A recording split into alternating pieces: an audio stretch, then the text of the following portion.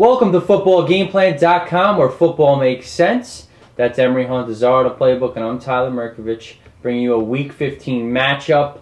And right now, these two teams would be two of the top three seeds in the AFC. Cincinnati at San Diego. This could be a second-round matchup in the playoffs this season.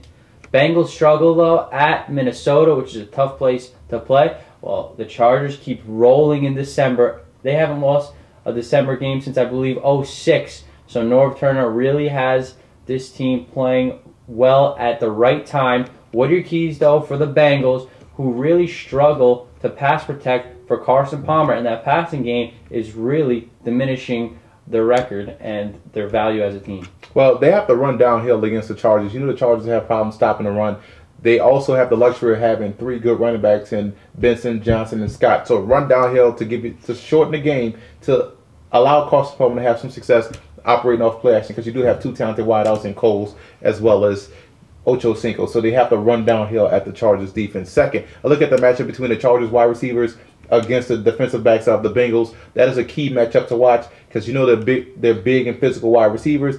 The Bengals do have physical corners, but they're a little bit shorter. No one's going to be 6'2", 6'3" corners coming out covering these big wide receivers, but that's important for the defensive back, especially the safeties, to give help over top to stop the aerial attack of the Chargers. Exactly. I believe that the Bengals can be very susceptible at the safety position, especially going against a guy like Antonio Gates. So I think Gates could have a big game here, and that could be the difference. What are your keys to victory, though, for the Bolts?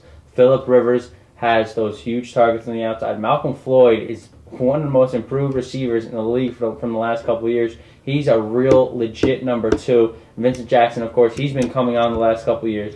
And that run game, it's not been too good, but it bursts, it gets chunks. So what are your keys to victory for North Turner? Well, defensively, the Chargers have to load up to stop the run, because if not, the Bengals can run away with this game literally by just running the football right at the Chargers. So they have to load up defensively to stop the run and play with some attitude defensively to stop the ground game of the Bengals. Secondly, they have to attack the deep middle of the Bengals secondary as well as the underneath coverage as well. So it is going to fall on Gates. It is going to fall on Sproles in the passing game and Thomason in the passing game. So they want to work the middle and underneath coverage of the Bengals, because I actually like the Bengals matchup with the cornerbacks on the outside. I think they're physical enough and have enough ball skills to take advantage of those receivers. But I do like the Chargers in this game, playing at home. They're on a roll.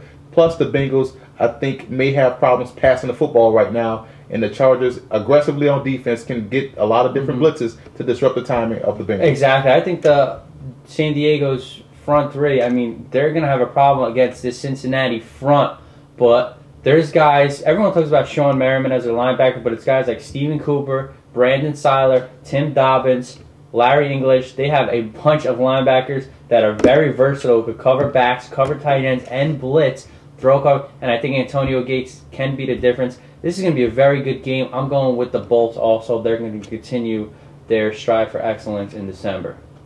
For more, visit footballgameplan.com/NFL.